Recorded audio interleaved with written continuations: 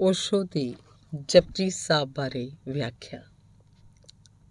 ਨਾਨਕ ਕਹਿੰਦੇ ਹਨ, ਉਹਦੇ ਸਾਹਮਣੇ ਨਾ ਤਾਂ ਕੋਈ ਉੱਚਾ ਨਾ ਕੋਈ ਨੀਚਾ, ਉਹਦੇ ਸਾਹਮਣੇ ਨਾ ਕੋਈ ਯੋਗ ਨਾ ਕੋਈ ਅਯੋਗ। ਉਹ ਵੰਡੀ ਜਾ ਰਿਹਾ ਹੈ, ਪਰ ਜੇਕਰ ਤੁਸੀਂ ਲੈਣ ਨੂੰ ਤਿਆਰ ਨਹੀਂ ਹੋ ਤਾਂ ਤੁਸੀਂ ਚੂਕਦੇ ਚਲੇ ਜਾਓਗੇ। ਤੁਹਾਡੀ ਤਿਆਰੀ ਦੇ ਕਾਰਨ ਉਹ ਤੁਹਾਨੂੰ ਨਹੀਂ ਦਿੰਦਾ, ਉਹ ਤਾਂ ਦੇਈ ਚਲਾ ਜਾਂਦਾ ਹੈ। ਤੁਹਾਡੀ ਤਿਆਰੀ ਦੇ ਕਾਰਨ ਤੁਸੀਂ ਲੈਣ 'ਚ ਸਮਰੱਥ ਹੁੰਦੇ ਹੋ। ਜਿਵੇਂ ਇੱਕ ਜੌਹਰੀ ਆਏ, ਇੱਕ ਹੀਰਾ ਪਿਆ ਹੋਵੇ ਅਤੇ ਉਹ ਚੁੱਕ ਲਵੇ।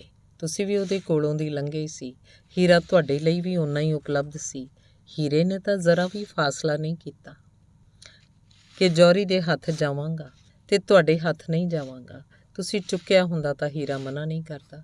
ਹੀਰਾ ਤੁਹਾਡੇ ਲਈ ਓਨਾ ਹੀ ਪ੍ਰਾਪਤ ਸੀ, ਪਰ ਤੁਹਾਡੇ ਕੋਲ ਅੱਖ ਨਹੀਂ ਸੀ ਕਿ ਤੁਸੀਂ ਪਛਾਣ ਸਕੋ ਕਿ ਹੀਰਾ ਹੈ, ਅਤੇ ਤੁਹਾਡੇ ਕੋਲ ਪਰਖ ਨਹੀਂ ਸੀ ਕਿ ਤੁਸੀਂ ਹੀਰੇ ਨੂੰ ਚੁੱਕ ਲਵੋ। ਜੌਹਰੀ ਦੇ ਕੋਲ ਪਰਖ ਸੀ, ਜੌਹਰੀ ਦੇ ਕੋਲ ਅੱਖ ਸੀ, ਤਿਆਰੀ ਸੀ।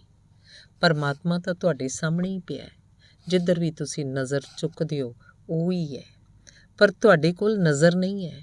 ਤੁਹਾਡੀਆਂ ਅੱਖਾਂ ਉਹਨੂੰ ਵੇਖ ਨਹੀਂ ਸਕਦੀਆਂ, ਤੁਹਾਡੇ ਹੱਥ ਉਹਨੂੰ ਛੂਹ ਨਹੀਂ ਸਕਦੇ, ਤੁਹਾਡੇ ਕੰਨ ਉਹਨੂੰ ਸੁਣਦੇ ਨਹੀਂ। ਤੁਸੀਂ ਬੋਲੇ ਹੋ, ਅੰਨੇ ਹੋ, ਲੰਗੜੇ ਹੋ। ਉਹ ਬੁਲਾਉਂਦਾ ਹੈ ਤਾਂ ਭੱਜ ਵੀ ਨਹੀਂ ਸਕਦੇ। ਤੁਸੀਂ ਉਹਨੂੰ ਸੁਣ ਹੀ ਨਹੀਂ ਪਾ ਰਹੇ ਹੋ, ਚਾਰੇ ਪਾਸੇ ਮੌਜੂਦ ਹੈ। ਉਹਦੀ ਪ੍ਰਾਪਤੀ ਵਿੱਚ ਕਿਸੇ ਲਈ ਅੰਤਰ ਨਹੀਂ ਹੈ। ਉਹਦੇ ਸਾਹਮਣੇ ਸਾਰੇ ਬਰਾਬਰ ਹਨ, ਹੋਣਗੇ ਹੀ, ਕਿਉਂਕਿ ਸਾਰੇ ਉਸੇ ਤੋਂ ਆਉਂਦੇ ਹਨ, ਸਭ ਉਸੇ 'ਚ ਹੀ ਲੀਨ ਹੋ ਜਾਂਦੇ ਹਨ। ਭੇਦ ਕਿਵੇਂ ਹੋਏਗਾ? ਤੁਸੀਂ ਕੀ ਆਪਣੇ ਸੱਜੇ ਹੱਥ ਅਤੇ ਖੱਬੇ ਹੱਥ 'ਚ ਫਰਕ ਕਰਦੇ ਹੋ ਕਿ ਖੱਬੇ ਹੱਥ ਵਿੱਚ ਸੱਟ ਲੱਗੇ ਤਾਂ ਬਹੁਤਾ ਦਰਦ ਹੁੰਦਾ, ਸੱਜੇ ਹੱਥ 'ਚ ਲੱਗੇ ਤਾਂ ਘੱਟ ਹੁੰਦਾ?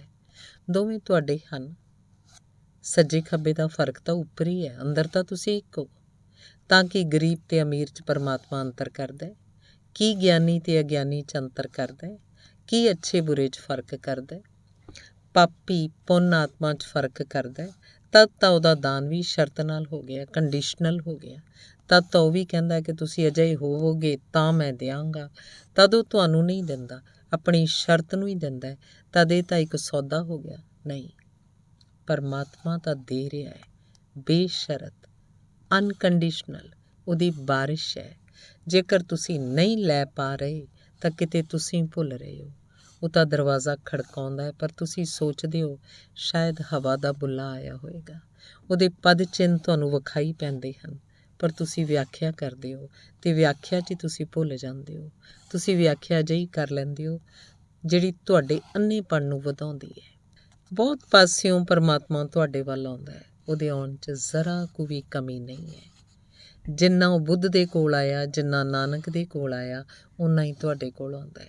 ਉਸ ਲਈ ਕੋਈ ਵੀ ਫਰਕ ਨਹੀਂ ਹੈ ਤੁਹਾਡੇ ਅਤੇ ਨਾਨਕ ਦੇ ਵਿਚਕਾਰ, ਪਰ ਨਾਨਕ ਉਹਨੂੰ ਪਛਾਣ ਲੈਂਦੇ ਹਨ, ਜੌਹਰੀ ਹਨ। ਬੁੱਧ ਉਹਦਾ ਪੱਲਾ ਫੜ ਲੈਂਦੇ ਹਨ, ਤੁਸੀਂ ਭੁੱਲਦੇ ਚਲੇ ਜਾਂਦੇ ਹੋ।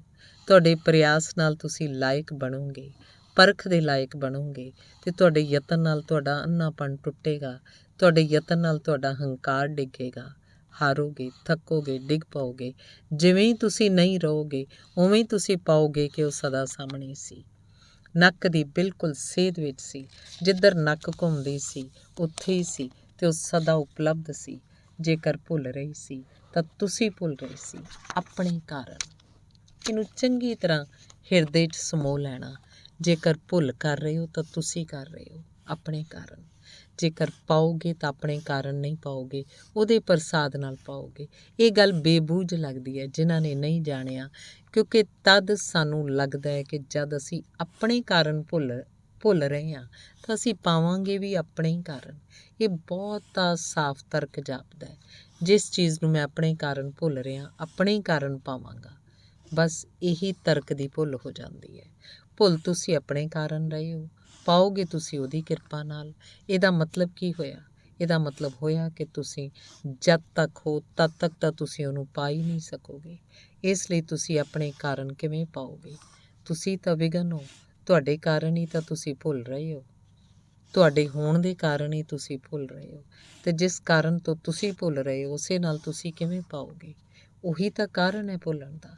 ਤੁਸੀਂ ਜਿੰਨੇ ਸਮਝਦੇ ਹੋ ਕਿ ਮੈਂ ਹਾਂ, ਓਨੀ ਹੀ ਅੜਚਨ ਹੈ, ਓਨੀ ਹੀ ਮਜ਼ਬੂਤ ਕੰਧ ਹੈ। ਉਹ ਕੰਧ ਹਟ ਜਾਏ, ਉਹ ਮੌਜੂਦ ਹੈ।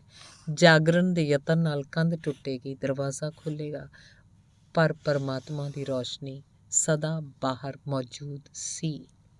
ਜਦ ਤੁਸੀਂ ਉਹਨੂੰ ਪਾਓਗੇ ਤਾਂ ਬਹੁਤ ਗੱਲਾਂ ਸਾਫ਼ ਹੋ ਜਾਣਗੀਆਂ।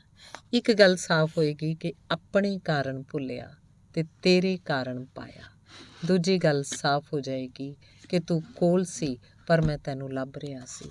ਤੂੰ ਜਿੱਥੇ ਸੀ ਉੱਥੇ ਨਾ ਲੱਭ ਕੇ ਮੈਂ ਉੱਥੇ ਲੱਭ ਰਿਹਾ ਸੀ ਜਿੱਥੇ ਤੂੰ ਹੈ ਨਹੀਂ ਸੀ, ਇਸ ਲਈ ਭਟਕ ਰਿਹਾ ਸੀ। ਮੈਂ ਇੱਕ ਅਜਿਹੀ ਚੀਜ਼ ਦੇ ਸਹਾਰੇ ਲੱਭ ਰਿਹਾ ਸੀ ਜਿਹਦੇ ਸਹਾਰੇ ਖੋਜ ਹੋ ਹੀ ਨਹੀਂ ਸਕਦੀ ਸੀ। ਜੀਵਨ ਦੇ ਪੱਖ ਵਿੱਚ ਯਾਤਰਾ ਦੇ ਵਾਹਨ ਹੁੰਦੇ ਹਨ। ਤੁਸੀਂ ਬੇੜੀ 'ਚ ਸਵਾਰ ਹੋ ਕੇ ਸਮੁੰਦਰ ਦੀ ਯਾਤਰਾ ਕਰ ਸਕਦੇ ਹੋ, ਪਰ ਬੇੜੀ 'ਚ ਸਵਾਰ ਹੋ ਕੇ ਤੁਸੀਂ ਧਰਤੀ ਦੀ ਯਾਤਰਾ ਨਹੀਂ ਕਰ ਸਕੋਗੇ। ਤੁਸੀਂ ਕਿੰਨੇ ਹੀ ਕੁਸ਼ਲ ਬੇੜੀ ਚਲਾਉਣ ਵਾਲੇ ਹੋਵੋ, ਤੁਸੀਂ ਕਿੰਨੇ ਹੀ ਦੂਰ ਦੇ ਸਾਗਰ ਪਾਰ ਕੀਤੇ ਹੋਣ, ਤੁਹਾਨੂੰ ਕਿੰਨਾ ਹੀ ਅਨੁਭਵ ਹੋਵੇ ਸਮੁੰਦਰਾਂ ਦਾ, ਆਪਣੀ ਬੇੜੀ ਨੂੰ ਚੁੱਕ ਕੇ ਸੜਕ ਉੱਤੇ ਨਾ ਰੱਖ ਲੈਣਾ, ਕਿਉਂਕਿ ਉਸ ਵਿੱਚ ਬਹਿ ਕੇ ਯਾਤਰਾ ਨਹੀਂ ਹੋ ਸਕਦੀ। ਉਹਦੇ ਕਾਰਨ ਚੱਲ ਵੀ ਨਹੀਂ ਸਕੋਗੇ, ਉਹਦੇ ਕਾਰਨ ਪੈਦਲ ਵੀ ਟੁਰ ਸਕਦੇ ਸੀ, ਉਹ ਵੀ ਨਹੀਂ ਹੋ ਸਕੇਗਾ। ਉਹ ਬੇੜੀ ਤੁਹਾਡੇ ਗਲ ਨਾਲ ਵੱਜ ਗਈ ਤੁਹਾਡੇ ਅਨੁਭਵ ਦੇ ਕਾਰਨ, ਕਿਉਂਕਿ ਤੁਸੀਂ ਵੱਡੇ ਵੱਡੇ ਸਾਗਰ ਪਾਰ ਕੀਤੇ ਹਨ। ਕਿ ਇਹ ਨਿੱਕੀ ਜਿਹੀ ਧਰਤੀ ਦਾ ਟੁਕੜਾ ਇੰਨੇ ਖਤਰਨਾਕ ਸਾਗਰ ਪਾਰ ਕੀਤੇ ਤਾਂ ਕਿ ਇਸ ਨਿੱਕੀ ਜਿਹੀ ਜ਼ਮੀਨ ਨੂੰ ਪਾਰ ਨਾ ਕਰ ਸਕੋਗੇ। ਪਰ ਬੇੜੀ ਇੱਥੇ ਸਵਾਰੀ ਨਹੀਂ ਬਣ ਸਕਦੀ। ਇਹੀ ਹੋ ਰਿਹਾ ਹੈ। ਹੰਕਾਰ ਦੀ ਬੇੜੀ ਸੰਸਾਰ ਵਿੱਚ ਤਾਂ ਸਵਾਰੀ ਹੈ, ਉੱਥੇ ਤਾਂ ਉਸ ਤੋਂ ਬਿਨਾਂ ਕੋਈ ਟੁਰ ਹੀ ਨਹੀਂ ਸਕਦਾ। ਉੱਥੇ ਤਾਂ ਜਿਹੜਾ ਉਸ ਤੋਂ ਬਿਨਾਂ ਟੁਰੇਗਾ ਡਿੱਗੇਗਾ। ਉੱਥੇ ਤਾਂ ਹੰਕਾਰ ਦੀ ਹੀ ਹੋੜ ਹੈ। ਉੱਥੇ ਤਾਂ ਸਾਰਾ ਸੰਘਰਸ਼ ਮੈਂ ਦਾ ਹੈ, ਅਤੇ ਜਿਹੜਾ ਜਿੰਨੇ ਵੱਡੇ ਹੰਕਾਰ ਨਾਲ ਟੁਰੇਗਾ ਓਨਾ ਹੀ ਉੱਥੇ ਸਫਲ ਹੋਏਗਾ। ਉਹ ਸਫਲਤਾ ਅੰਤ ਵਿੱਚ ਅਸਫਲਤਾ ਸਿੱਧ ਹੋਵੇ ਉਹ ਦੂਜੀ ਗੱਲ, ਪਰ ਉੱਥੇ ਆਕੜ ਜਿੱਤਦੀ ਹੈ। ਉੱਥੇ ਆਕੜ ਦਾ ਪਾਗਲਪਨ ਜਿੱਤਦਾ ਹੈ, ਕਿਉਂਕਿ ਉਹ ਦੁਨੀਆ ਪਾਗਲਾਂ ਦੀ ਹੈ। ਪਰ ਜੇਕਰ ਇਸੇ ਹੰਕਾਰ ਨੂੰ ਲੈ ਕੇ ਤੁਸੀਂ ਪਰਮਾਤਮਾ ਵੱਲ ਜਾਣ ਲੱਗੇ ਤਦ ਭੁੱਲ ਹੋ ਜਾਏਗੀ। ਤੁਸੀਂ ਚਾਹੇ ਕਿੰਨੇ ਹੀ ਸਫਲ ਰਹੇ ਹੋਵੋ, ਸਿਕੰਦਰ ਰਹੇ ਹੋਵੋ, ਨੈਪੋਲੀਅਨ ਰਹੇ ਹੋਵੋ, ਸੰਸਾਰ 'ਚ ਤੁਸੀਂ ਕਿੰਨੀ ਸਫਲਤਾ ਪਾਈ ਹੋਵੇ, ਇਸ ਬੇੜੀ ਨੂੰ ਲੈ ਕੇ ਤੁਸੀਂ ਪਰਮਾਤਮਾ ਵੱਲ ਨਾ ਜਾਣਾ, ਕਿਉਂਕਿ ਇਹੀ ਵਿਘਨ ਹੋ ਜਾਏਗੀ। ਇਸੇ ਦੀ ਵਜ੍ਹਾ ਨਾਲ ਤੁਸੀਂ ਜਕੜੇ ਜਾਓਗੇ, ਬੇੜੀ ਨੂੰ ਰੱਖ ਕੇ ਉਸੇ 'ਚ ਬੈਠੇ ਰਹੋਗੇ। ਯਾਤਰਾ ਤਾਂ ਅਸੰਭਵ ਹੋਏਗੀ, ਅਤੇ ਜਿਸ ਦਿਨ ਕੋਈ ਉਹਦੀ ਝਲਕ ਪਾਉਂਦਾ ਹੈ ਉਸ ਦਿਨ ਪਾਉਂਦਾ ਹੈ ਆਪਣੇ ਕਾਰਨ ਗਵਾ ਰਿਹਾ ਸੀ, ਤੇਰੇ ਪ੍ਰਸਾਦ ਨਾਲ ਤੂੰ ਮਿਲਿਆ। ਅਤੇ ਇਹ ਵੀ ਸਮਝ 'ਚ ਆਉਂਦਾ ਹੈ ਕਿ ਤੁਸੀਂ ਜਿਹੜੇ ਯਤਨ ਕੀਤੇ ਉਹ ਇੰਨੇ ਛੋਟੇ ਸੀ, ਜੋ ਮਿਲਦਾ ਹੈ ਉਹ ਇੰਨਾ ਵੱਡਾ ਹੈ ਕਿ ਉਹਨਾਂ ਦੋਹਾਂ ਦੇ ਵਿਚਾਲੇ ਕੋਈ ਮੇਲ ਨਹੀਂ ਹੋ ਸਕਦਾ। ਜਿਵੇਂ ਕੋਈ ਸੂਈ ਦੇ ਨਾਲ ਸੂਈ ਨੂੰ ਫੜ ਕੇ ਯਾਤਰਾ ਕਰ ਰਿਹਾ ਹੋਵੇ ਅਤੇ ਸਾਗਰਾਂ ਦੀ ਪ੍ਰਾਪਤੀ ਹੋ ਜਾਏ, ਤਾਂ ਤੁਸੀਂ ਵੀ ਨਹੀਂ ਸੋਚ ਸਕੋਗੇ ਕਿ ਸੂਈ ਦੇ ਨਾਲ ਸਾਗਰ ਦੀ ਪ੍ਰਾਪਤੀ ਦਾ ਕੀ ਲੈਣਾ ਦੇਣਾ। ਆਦਮੀ ਦੇ ਸਾਰੇ ਯਤਨ ਸੂਈ ਵਰਗੇ ਹਨ, ਛੋਟੇ ਹਨ, ਬਹੁਤ ਹੀ ਛੋਟੇ ਹਨ। ਜਦ ਤੱਕ ਤੁਹਾਨੂੰ ਮਿਲਿਆ ਨਹੀਂ ਪਰਮਾਤਮਾ, ਤਦ ਤੱਕ ਤੁਸੀਂ ਤੋਲ ਨਹੀਂ ਸਕਦੇ ਕਿ ਤੁਸੀਂ ਜੋ ਕਰ ਰਹੇ ਹੋ ਉਹਦਾ ਮਤਲਬ ਕੀ ਹੈ। ਕੋਈ ਆਦਮੀ ਕਹਿ ਰਿਹਾ ਕਿ ਮੈਂ ਮੰਦਰ 'ਚ ਪੂਜਾ ਕਰ ਰਿਹਾ।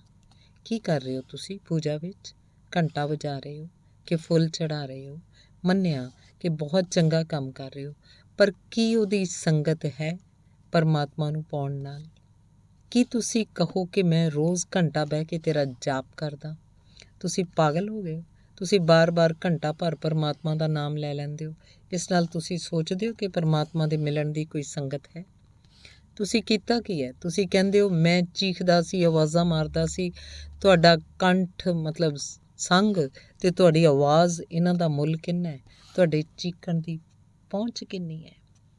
ਅਤੇ ਹੋਰ ਜੋ ਤੁਸੀਂ ਪਾਓਗੇ, ਪਾਉਂਦੇ ਹੀ ਤੁਹਾਨੂੰ ਲੱਗੇਗਾ ਕਿ ਮੇਰੇ ਯਤਨ ਤਾਂ ਬਿਲਕੁਲ ਬਚਕਾਨੇ ਸਨ, ਜਿਨ੍ਹਾਂ ਦਾ ਕੋਈ ਵੀ ਮੁੱਲ ਨਹੀਂ ਸੀ। ਚਾਹੇ ਮੰਦਰ ਜਾਓ, ਚਾਹੇ ਤੀਰਥ ਜਾਓ, ਕਾਬਾ ਕਾਸ਼ੀ ਜਾਓ, ਪੂਜਾ ਕਰੋ, ਪ੍ਰਾਰਥਨਾ ਕਰੋ, ਜਪ ਤਪ ਕਰੋ, ਪੁੱਠੇ ਸਿੱਧੇ ਆਸਣਾਂ 'ਚ ਲੱਗੇ ਰਹੋ, ਚੀਖੋ, ਪੁਕਾਰੋ, ਨਾਮ ਜਪੋ। ਤੁਸੀਂ ਜੋ ਵੀ ਕਰ ਰਹੇ ਹੋ ਤੁਸੀਂ ਹੀ ਕਰ ਰਹੇ ਹੋ। ਤੁਹਾਡੇ ਕਰਨ ਦਾ ਮੁੱਲ ਕਿੰਨਾ ਹੈ? ਉਸ ਨਿਰਮੂਲ ਨੂੰ ਪਾਉਣ ਲਈ ਤੁਸੀਂ ਇਹ ਤੁੱਛ ਯਤਨ ਕਰ ਰਹੇ ਹੋ, ਜਿਨ੍ਹਾਂ ਦੀ ਬਾਜ਼ਾਰ 'ਚ ਕੀਮਤ ਹੈ। ਤੁਸੀਂ ਜੇਕਰ 1 ਘੰਟਾ ਬਾਜ਼ਾਰ 'ਚ ਜਾ ਕੇ ਕੰਮ ਕਰੋ ਤਾਂ ਤੁਹਾਨੂੰ 1 ਰੁਪਇਆ ਮਿਲ ਜਾਂਦਾ ਹੈ। ਤੁਸੀਂ 1 ਘੰਟਾ ਪੂਜਾ ਕਰਕੇ ਪਰਮਾਤਮਾ ਪਾਉਣਾ ਚਾਹੁੰਦੇ ਹੋ। 1 ਰੁਪਈਆ ਸਮਝ 'ਚ ਆਉਂਦਾ ਕਿ ਤੁਸੀਂ ਘੰਟਾ ਭਰ ਕੰਮ ਕਰਦੇ ਹੋ। ਜੇਕਰ ਘੰਟਾ ਭਰ ਮਿਹਨਤ ਕਰੋਗੇ ਤਾਂ ਕੁਝ ਕਮਾ ਲਓਗੇ, ਉਹਦੀ ਕੁਝ ਸੰਗਤੀ ਹੈ, ਪਰ ਧਿਆਨ ਨਾਲ ਤੁਸੀਂ ਕਿਵੇਂ ਕਮਾ ਲਓਗੇ? ਇਹਦਾ ਕੀ ਮੇਲ ਹੈ? ਜੋ ਮਿਲਦਾ ਹੈ ਉਹ ਅਪਰੰਪਾਰ ਹੈ, ਜੋ ਅਸੀਂ ਕੀਤਾ ਹੈ ਉਹ ਨਾ ਕੁਝ ਹੈ। ਜਿਵੇਂ ਹੀ ਤੁਸੀਂ ਪਾਓਗੇ ਇਹ ਭੇਦ ਵਿਖਾਈ ਦੇਵੇਗਾ ਕਿ ਅਸੀਂ ਤਾਂ ਕੁਛ ਲੈ ਕੇ ਤੁਰੇ ਸੀ ਅਤੇ ਇਹ ਸਾਗਰ ਉਤਰ ਆਇਆ। ਉਸ ਘੜੀ ਤੁਸੀਂ ਜ਼ਰੂਰ ਹੀ ਕਹੋਗੇ ਕਿ ਤੇਰੀ ਕਿਰਪਾ ਹੈ, ਤੇਰੀ ਮਿਹਰ ਹੈ। ਇਸ ਲਈ ਸਾਰੇ ਸੰਤਾਂ ਨੇ ਯਤਨ ਕੀਤੇ ਹਨ। ਸਾਰੇ ਸੰਤਾਂ ਨੇ ਅੰਤਿਮ ਵਕਤਵਯ ਯਤਨ ਦੇ ਉਲਟ ਦਿੱਤੇ ਹਨ। ਫਿਰ ਵੀ ਆਪਣੇ ਭਗਤਾਂ ਨੂੰ ਕਿਹਾ ਕਿ ਯਤਨ ਕਰਦੇ ਰਹਿਣਾ, ਯਤਨ ਨਾ ਛੱਡ ਦੇਣਾ। ਇਸ ਲਈ ਸੰਤਾਂ ਦੀ ਬਾਣੀ ਬਿਨਾਂ ਤਰਕ ਤੋਂ ਜਾਪਦੀ ਹੈ। ਸਿੱਧਾ ਸਾਫ਼ ਹਿਸਾਬ ਹੈ ਕਿ ਜੇਕਰ ਯਤਨ ਨਾਲ ਮਿਲਦਾ ਹੋਵੇ ਤਾਂ ਕਰਦੇ ਰਹੀਏ। ਧੰਨਵਾਦ।